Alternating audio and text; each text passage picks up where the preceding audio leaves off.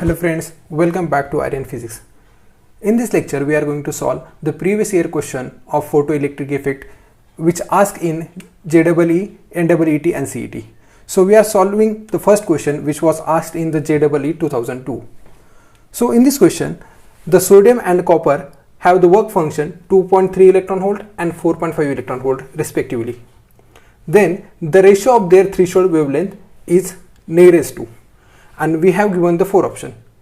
हमें इस क्वेश्चन में थ्रेशोल्ड वेवलेंथ फाइंड करना है. As we know, the work function is nothing but the minimum amount of energy required to come electron out from the metal surface, and which is given by the formula phi is equal to h nu naught. वहाँ पर हमारी nu naught ये threshold frequency थी, और इसी formula को मैं H C by lambda naught से भी लिख सकता हूँ. तो हमें फाइंड करना है थ्रेशोल्ड वेवलेंथ का रेशो. तो हम देखेंगे क्या गिवन है. हमें वर्क फंक्शन है गिवन सोडियम के लिए 2.3 इलेक्ट्रॉन वोल्ट, और हमें वर्क फंक्शन दिया है कॉपर के लिए 4.5 electron volt. So what we get, work function for the sodium is 2.3 electron volt is equal to hc by lambda naught, where the lambda naught is the threshold wavelength of the sodium. Again, while putting for the copper, we will get 4.5 electron volt is equal to hc by lambda naught, and this lambda naught is the threshold wavelength of a copper. अब मैं क्या करूंगा, ये दोनों equation को divide कर दूंगा. 2.3 divided by 4.5, EV is get cancel. Again, hc lambda naught for sodium divided by S C lambda for copper. मैं इस इक्वेशन को इस तरह से भी लिख सकता हूं कि ये S C by lambda naught ऊपर चला जाएगा, ठीक है. And from here H C S C is going to cancel, and now we are getting 2/3 divided by 4.5 is equal to threshold wavelength of copper divided by threshold wavelength of sodium. लेकिन हमें question में पूछा है sodium का ratio copper के साथ. यहां पर गलती मत कर देना. So that is why I am changing lambda naught of sodium divided by lambda naught of copper. अब इसको डिवाइड कर देंगे. अब यहाँ पर देखो, आप क्वेश्चन में पॉइंट्स में वैल्यू तो दी नहीं है, तो हम इसका अप्रोक्सीमेट भी ले सकते हैं, राइट. तो directly 2 1 2, 2 2 4 means I can write it as 2/1, means I am getting the answer 2:1, and which is the option number 3. So coming to the next question which is asked in the 2004 JEE exam. In this question, according to the Einstein photoelectric equation, the plot of the kinetic energy of the emitted photoelectrons from a metal versus the frequency of incident radiation. किसका plot? Photo electron emit जो हो रहे उसका plot frequency of incident radiation से, जो कि straight line दिया है. हुज स्लोप इज, तो उसका स्लोप किस फैक्टर पे डिपेंड करेगा ये पूछा है क्वेश्चन के अंदर.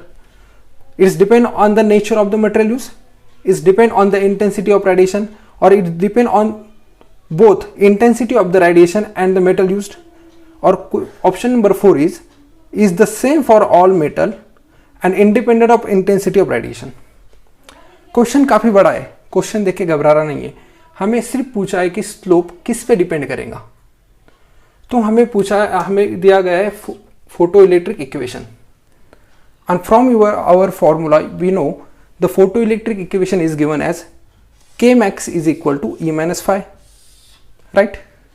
अगर मैं इस इक्वेशन को ऐसा लिख दूँ, K max is equal to H nu minus phi, and this equation I am going to compare with the y is equal to mx plus c, because it is similar like the straight line. On comparing, we are getting the m is equal to h, और हम m को पहचानते हैं slope से, मतलब मेरा slope यहां पर है h. अब बताओ h जो कि हमारा प्लैंक कांस्टेंट है, ये किसी क्वांटिटी पे डिपेंड करेगा? बिल्कुल भी नहीं. It is not depend upon any quantity, it is the constant. So जितने भी ऑप्शन डिपेंड वाले हैं सब गलत है.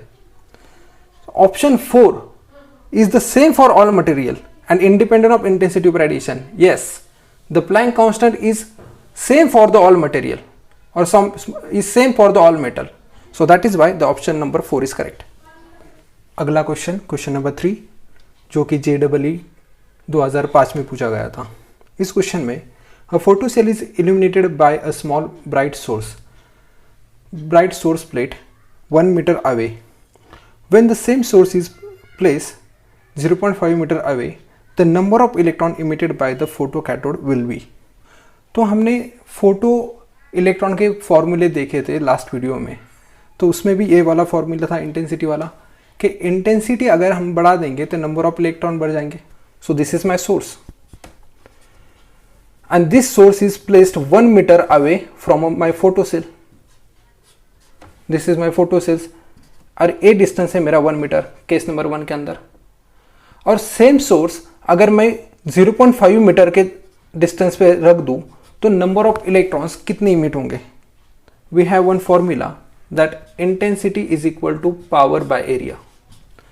और ये जो लाइट है, लाइट सभी डायरेक्शन में जाएंगी, right, in a circular pattern. So यहां पर हम एरिया यूज करेंगे P is equal to 4 pi by R square, because when I am drawing something it something like a circle.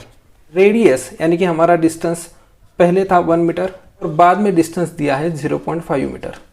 अगर मैं इस क्वांटिटी को इस फॉर्मूले में पुट कर दूं तो मुझे I1 is equal to P divided by 4 pi R1 square यानी कि 1 का स्क्वायर और I2 is equal to P divided by 4 pi into 0.5 square.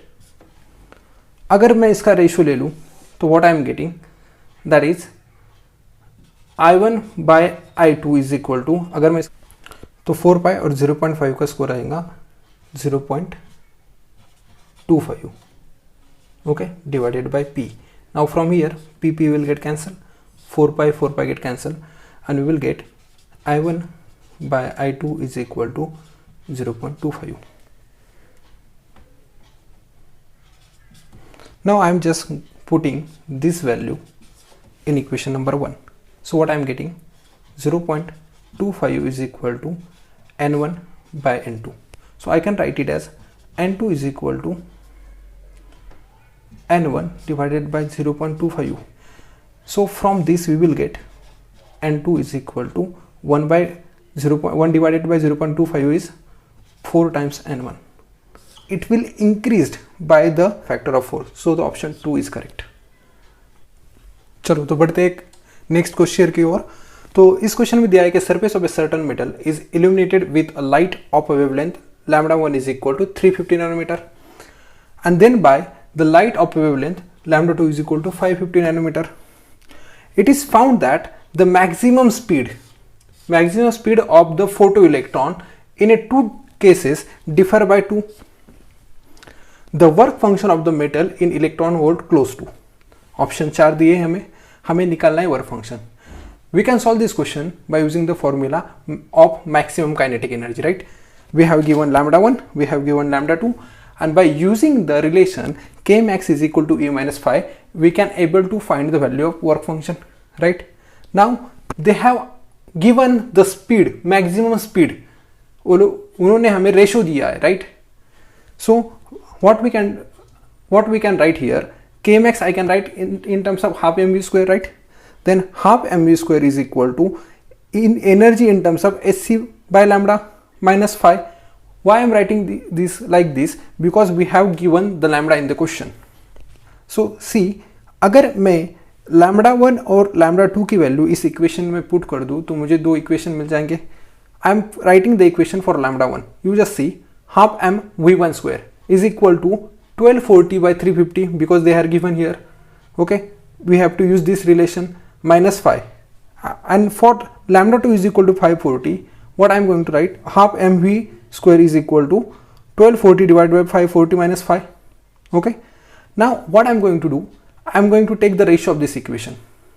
जैसे मैं इस इक्वेशन का रेशियो ले लूँगा, यहाँ पर हाफ और मास भी कैंसिल हो जाएगा, बचेगा v1 square by v2 square is equal to 3.5 by, after calculating this I am getting the value 3.5 and value of this is 2.29. So which is equal to 3.5 minus 5 and 2.29 minus 5. ठीक है, तो कुछ इस तरह से रिलेशन आ जाएंगी. अब v1 by v2 square हमें दिया है 2 because it is differ by the factor 2. So by putting the value 2 का square हो जाएगा 4. So that is why I am writing here 4. Okay, I should have to write here this value is 4. Okay, so 4 is equal to 3.5 minus 5, 2.29 minus 5. Now what I have to do is 2.29 को मुझे इस तरफ लेकर आना होगा multiplying by 4, because v1 by v2 square की value कितनी आई थी 4, right? Now I am doing this 4 into 2.29 minus 4 pi is equal to 3.5 minus 5, and after solving this I am getting the work function is 1.8. So it is matching with option A. So we are going to see question number 6, which is asked in NEET 2016. In this question, when a metallic surface is illuminated with a radiation of wavelength lambda, the stopping potential is V. The stopping potential is V. If the same surface is illuminated with the radiation of wavelength 2 lambda, the stopping potential is V by 4. The threshold wavelength for this metallic surface is, and we have given the option. So what we have to find? We have to find the threshold wavelength. We have solved many questions by using the same formula. Kmax is equal to E minus phi. This is my formula, which is I am going to use. Okay. Now we have the case 1 and we have the case 2. In case 1, we have given the incident wavelength of light is lambda, and at that time the potential is, stopping potential is V. Now I am putting this value in this equation.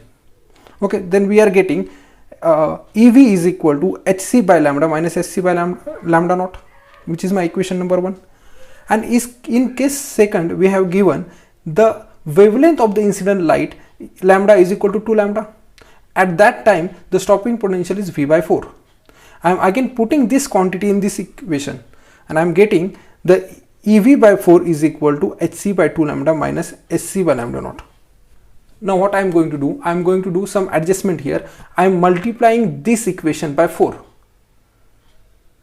So while multiplying, I am getting 4 EV divided by 4 is equal to 4 HC by 2 lambda minus 4 HC by lambda naught. This 4 and this 4 is cancelled. This 2 1s are 2, 2 2s are 4. Okay, and I am getting EV is equal to 2 SC by lambda minus 4 SC by lambda naught. This is my equation number 2. So what I am going to do right now, I am subtracting equation 2 from the equation 1. So I am writing the equation number 2 here and equation 1 here, and I am subtracting. So minus, so it become minus and it become plus, right? This sign, sorry, this. So EV minus EV is 0. 2 HC by lambda minus SC by lambda, it become HC by lambda, and minus 4 HC by lambda naught plus HC by lambda naught become minus 3 HC by lambda naught. From this I can write HC by lambda is equal to 3 HC by lambda naught, right? And from this HC and this HC is going to cancel, and from this I am getting lambda naught is equal to 3 lambda. So this is my required answer, and this is matching with the option B. So how simple this is? By using the formula Kmax is equal to E minus phi, we can find the threshold wavelength. Okay, moving to the next question. This question is asked in JEE 2006. Okay, the anode voltage of a photocell is kept fixed. The wavelength lambda of the light falling on the cathode is gradually changed. The plate current I of the photocell varies as follows. हमें बताना है कि wavelength lambda versus current का graph. Okay, question में क्या दिया है कि इसे हम एनोड कहते हैं, सॉरी इसे हम एनोड कहते हैं, इसे हम कैथोड कहते हैं। इस कैथोड पे जो लाइट इंसिडेंट होंगी उसकी वेवलेंथ अगर हम चेंज कर दें तो फोटो करंट का वेरिएशन क्या होगा by changing the lambda. So as we know the incident line is given by E is equal to SC by lambda. अगर मैं लैम्डा बढ़ा दूँ, हम यहाँ पर देखेंगे कि हर ग्राफ में हम लैम्डा इंक्रीज कर रहे हैं, तो जैसे लैम्डा बढ़ा दूंगा तो एनर्जी डिक्रीज होगी because E is inversely proportional to lambda. मतलब ही क्या कि जो फोटोन इंसिडेंट होंगे उनके पास कम एनर्जी होंगी। अगर हम एनर्जी कम कर देंगे तो हमारा यहाँ से जो फोटो इलेक्ट्रॉन्स निकलेंगे वो भी कम निकलेंगे, और एट अ सर्टेन पॉइंट जो फोटो इलेक्ट्रॉन्स हैं वो निकलेंगे नहीं, जिसके बदौलत हमें करंट जीरो मिलेगा, right. So we will going to see, so in option 1 you will see जैसे हम लैम्बडा बढ़ा रहे करंट बढ़ जा रहा है, बल्कि जैसे हम लैम्बडा इंक्रीज कर दे तो करंट डिक्रीज होना चाहिए, right. So this is not the right option.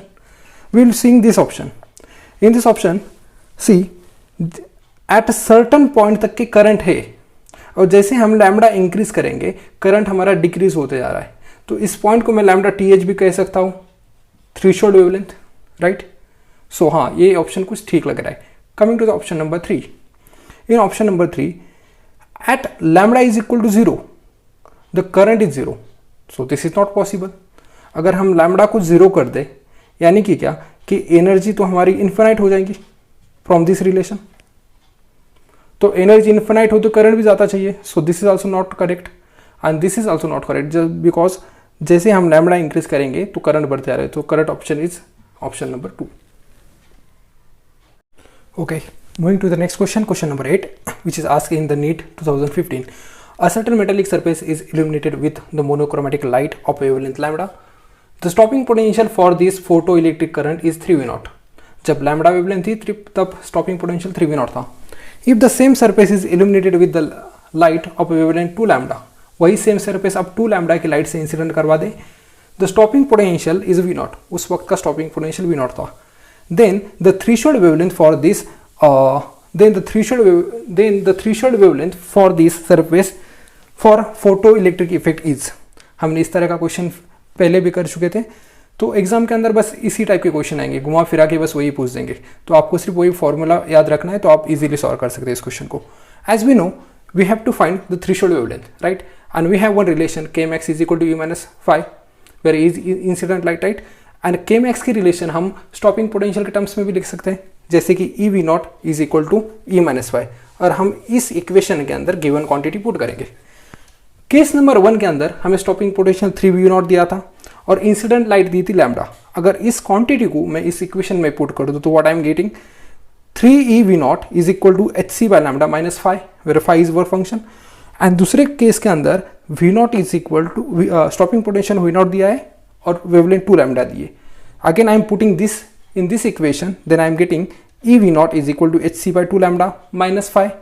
अगर मैं इस इक्वेशन को इक्वेशन नंबर 1 कह दूं और इस इक्वेशन को इस इक्वेशन के लिए इस इक्वेशन के जैसे बनाने के लिए मैं 3 से मल्टीप्लाई करता हूँ, multiply by 3 to this equation, okay. So what I am getting 3EV0 is equal to 3/2 hc by lambda, 3/2 into hc by lambda minus 3 phi, right. ये मेरा इक्वेशन नंबर 2 है, राइट। अब मैं क्या कर दूंगा, इक्वेशन 2 को इक्वेशन 1 में से माइनस कर दूंगा। You just see here equation 2 यहाँ पर लिखा हुआ है 3EV0 is equal to 3/2 hc by lambda minus 3 phi, and equation number 1 लिखा है। अब मैं इसको सब्ट्रैक्ट कर दूंगा, right. So 3EV0 and 3EV0 cancel हो जाएगा। अब 3/2 hc by lambda minus hc by lambda, okay, 3/2 minus 1, और मैं hc बाय लैम्बडा कॉमन ले लेता हूँ, तो क्या आ जाएगा ये 3 - 2/2 into hc by lambda. So I am getting hc by 2 lambda, right. 3 - 2 is 1 आ जाएगा, तो I am just putting here hc by 2 lambda minus 2 phi plus 3 minus 3 phi plus phi, right. तो ये आ जाएगा माइनस 2 phi। अब मैं क्या करूँगा hc by 2 lambda is equal to 2 phi। Now phi I am writing as hc by lambda naught, so by here also HCl is getting cancelled out, and from this lambda naught is equal to 4 lambda, and this is matching with the option number D. Okay, question number 9. A source of light is placed at a distance of 50 centimeter from a photocell. The stopping potential is found to be V0. The distance between light and the photocell is made 25 centimeter. The new stopping potential will be, वाह, हमें stopping potential find करना है new, ठीक है। अगर हम distance change कर रहे हैं तो क्या स्टॉपिंग पोटेंशियल चेंज होगा? बिल्कुल भी नहीं। तो स्टॉपिंग पोटेंशियल जो है हमारा डिपेंड करता है मेटल के ऊपर। मान लो कि पहले केस के अंदर 50 सेंटीमीटर डिस्टेंस दिया है, उस वक्त मैं यूज़ कर रहा हूँ मेटल M, और सेम मेटल मैंने सेकंड केस में भी यूज़ कर दिया और इस वक्त मैंने डिस्टेंस कम कर दिया, लेकिन जो वर्क फंक्शन है मेटल का वो तो सेम ही है, मतलब उसका स्टॉपिंग पोटेंशियल भी सेम होना चाहिए, क्योंकि मैं मेटल तो चेंज कर नहीं रहा हूँ। अगर वो इनिशियली वी नॉट है तो it should be finally V naught E. So answer is V naught. Very simple question, and this question ask in the NEET exam. I don't know the year. So the question number 10. In photoelectric emission process from a metal of a work function 1.8 electron volt, the kinetic energy of most energetic electron is 0.5 electron volt. Corresponding to stopping potential is, हमें दी है kinetic energy, हमें दिया है work function और हमें find करना है stopping potential. Okay, very easy question. ये क्वेश्चन पूछा गया था नीट 2011 में. So we know that one formula Kmax is equal to E into V naught, right? Where V naught is the stopping potential, E is the magnitude of electric charge. तो हमें दिया है Kmax, तो 0.5 electron volt is equal to E into V naught, right? So I can write it as V naught is equal to 0.5 EV divided by E, right? इस E का charge क्या था 1.6 into 10 raised to minus 19 joule. This E and this E is cancelled, so I am getting the answer V naught is equal to 0.5 volt. This is our required answer. Option number C. Question number 11. The threshold frequency for the photosensitive metal is 3.3 into 10 raised to 14 Hz. If the light of a frequency 8.2 into 10 raised to 14 Hz is incident on it, the cutoff voltage for the photoelectric emission is. अब यहाँ पे आया है cut off voltage. अब cut off voltage मतलब क्या? तो एक बात मान लो, कट ऑफ वोल्टेज मतलब कि हमारा स्टॉपिंग पोटेंशियल. ओके, तो इस क्वेश्चन को कैसे सॉल्व करेंगे? By using the relation Kmax is equal to -5. अगर ए वाला फॉर्मूला कर दिए आप तो आपको काफ़ी सारे क्वेश्चन सॉल्व करते आएंगे. This is the very important formula in this chapter. अगर आपने अभी तक ये फार्मूले नहीं किए तो लास्ट वीडियो में मैंने फोटो इलेक्ट्रिक इफेक्ट के सब फार्मूले दे दिए, तो आप वो वीडियो जाके देख सकते हैं. So Kmax is equal to E-5. Okay, हमें स्टॉपिंग पोटेंशियल के टर्म में लिखना है. तो Kmax को मैं E इंटू वी नॉट लिख सकता हूँ, right? Where V naught is the stopping potential is equal to h nu minus h nu naught, where nu is a incident light frequency and nu naught is also a threshold frequency. आपको ये terminology clear होनी चाहिए कि threshold frequency क्या है और incident frequency क्या है. Okay, so EV naught is equal to, I am taking common out h nu minus nu naught, and V naught is equal to h into nu minus nu naught divided by E. अब हमें दिया है nu, जो कि हमारी incident light की frequency थी 8.2 into 10 to 14 hertz, और न्यू नॉट जो हमारी थ्रेशोल्ड फ्रीक्वेंसी है, उस फ्रीक्वेंसी पे मेटल इलेक्ट्रॉन इमिट करेगा, राइट? अब मैं इसका सब्सट्रैक्शन करूंगा. ओके, सो मुझे मिला nu minus nu naught is equal to 4.9 into 10 to 14 hertz. Now I am putting this value in this equation.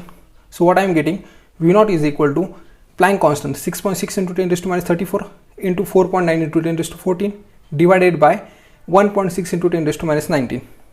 So I am getting V naught is equal to 2.1 volt, so which is approximately equal to 2 volt. Okay, and this is matching with my answer B. So the question number 12.